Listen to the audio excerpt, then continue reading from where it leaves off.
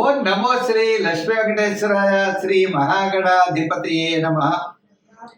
ఉగ్రం వీరం మహావిష్ణుం జ్వలంతం సర్వతోముఖం నృసింహం భీషణం భద్రం మృత్యుర్నమామ్యహం. ప్రేక్షకులకు నమస్కారాలు తెలియజేస్తూ మనం మే నెలలో మన యొక్క రాశుల వారికి ఎలా ఉంటుంది అనే విషయం తెలుసుకుంటూ మనం మే నెలలో గ్రహాల యొక్క పరిస్థితి కూడా మనం తెలుసుకుందాం. మే నెలలో వృషభ రాశిలో గురుడు యొక్క సంచారం, కర్కాటక రాశిలో కుజుడి యొక్క సంచారం, కన్యా రాశిలో కేతువు, మీన రాశిలో రాహు, శుక్రుడు, బుధుడు, మేషరాశిలో రవి. ఆయన 15వ తారీఖు తర్వాత మరి వృషభ రాశిలో రవి యొక్క సంచారం. గురుడు వృషభ రాశి నుండి మిథున రాశిలోకి మే 15 నుండి ఆయన సంచారం. ఈ విధమైనటువంటి మార్పుల్లో మే నెలలో మన రాశి వారికి ఎలా ఉన్నది అనే విషయాన్ని మనం తెలుసుకుందాం. దానికి సులభమైన పరిహారముల ద్వారా మనం ఆచరించినట్లయితే తప్పకుండా మంచి ఫలితాలు ఉంటాయి. ప్రతి ఒక్కరికి కూడా వ్యక్తిగత జాతక ప్రభావం, ఖగోళంలో ఉన్నటువంటి గోచార గ్రహముల యొక్క ప్రభావం, 2 ప్రభావాలతో మనిషి యొక్క జీవన విధానం సాగుతూ ఉంటుంది. కాబట్టి మనం తప్పనిసరిగా ఈ గోచారము అంటే గ్రహముల యొక్క చారము. గ్రహాలంటే ఆకాశంలో వర్తమానంలో మే నెలలో సంచరించే గ్రహాలు ఎటువంటి ఫలితాలను ఇస్తాయి, మనం ఏ విధంగా చూసుకోవాలి అని భయపడవలసిన అవసరం లేదు. దానికి సులభమైన పరిహారాలు మనం ఆచరించి తద్వారా పాజిటివ్ వైబ్రేషన్స్ డెవలప్ చేసుకుంటూ మనం అనుకూలమైన ఫలితాలు పొందొచ్చు. ఇప్పుడు కూడా జ్యోతిషము అంటే బ్యాటరీ లైట్ల కాంతిని చూపిస్తుంది. కాబట్టి మనకి గ్రహానుకూలత ఉంటే సంతోషం, గ్రహాల యొక్క వ్యతిరేకత ఉన్నట్లయితే సత్ఫలితాలు పొందడం కోసం మనం సులభమైన పరిహారములు మనంతటా మనం ఆచరించడం ద్వారా ఎక్కువ ఫలితం ఉంటుందని తెలియజేస్తూ మనం ముందుగా రాశుల గురించి ప్రారంభిద్దాం. సింహరాశి. ఈ సింహరాశి వారికి అన్ని విధములా కూడా యోగదాయకంగా ఉన్నది. జీవితాన్ని ఆస్వాదిస్తారు, ఇతరుల యొక్క సహాయ సహకారాలు ఉంటాయి, క్రయ విక్రయాదులు లాభించే అవకాశాలు ఉన్నాయి, సులభమైనటువంటి మార్గాల్లో ముందుకు వెళ్ళేటువంటి అవకాశాలు కనబడుతున్నాయి. రాశ్యాధిపతి అయినటువంటి రవి మే 15 తర్వాత మేషరాశి నుండి వృషభ రాశి సంచారం. అంతే కదండి. ఇంకా వృషభ రాశిలో ఉన్నటువంటి గురుడు లాభస్థాన సంచారం సింహరాశి వారికి మే 15 తర్వాత అదృష్ట యోగములు, అదృష్ట కాలములు అన్నింటా విజయాన్ని సాధించగలుగుతారు. అష్టమ శని ప్రభావం ఉంటుంది. చికాకు, శ్రమ, నలుగురు తిడుతూ ఉంటారు, గౌరవిస్తూ ఉంటారు, శ్రమ పడుతూ ఉంటాం, విజయం మాత్రం మందే అనే రీతిలో శ్రమ కంటే మించినటువంటి సత్ఫలితాలు పొందేటువంటి అవకాశం మీ యొక్క సింహరాశి వారికి ఉన్నది.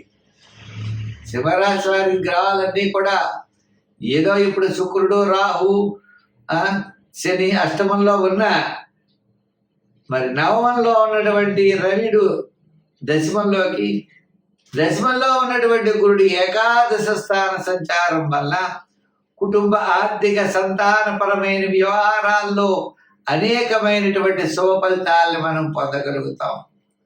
చాలా కాలం నుండి నిలిచిన ముఖ్యమైన వ్యవహారాలు లాభిస్తాయి. వృత్తుల్లో, వ్యవహారంలో, ఉద్యోగంలో చక్కర అభివృద్ధి ఉంటుంది. రాజకీయంలో రండి అని పిలిచి మరీ కూర్చోబెట్టుకుంటారు. వ్యాపారాత్మకమైన డెవలప్మెంట్స్, నూతనమైన వ్యాపారం ఏ విధంగా మన ఆర్థిక డెవలప్మెంట్స్ ఉంటాయో అటువంటి వ్యాపారాలు చేసేటువంటి అవకాశాలు ఉన్నాయి. అందుచేత ఈ సింహరాశి వారికి అన్ని విధాలా కూడా యోగదాయకంగా ఉంటుంది.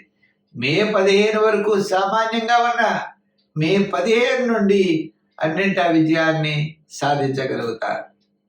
ఈ రాశి వారు అష్టమ శని ప్రభావం కారణం చేత నల దమయంతుల యొక్క చరిత్ర వినండి. శనివారం నాడు మరి అష్టమ శని ప్రభావ కారణం చేత శనికి తైలాభిషేకాలు చేయండి. నల దమయంతుల చరిత్ర వినండి. దానాల్లో నువ్వులు దానం చేయండి. సంఖ్యల్లో 1 వాడండి. ప్రతి విషయాన్ని నిదానంగా వ్యవహరిస్తే సర్వత్రా విజయం మీ వద్దనే ఉంటుంది. స్వస్తి. మరి ఈ కన్యా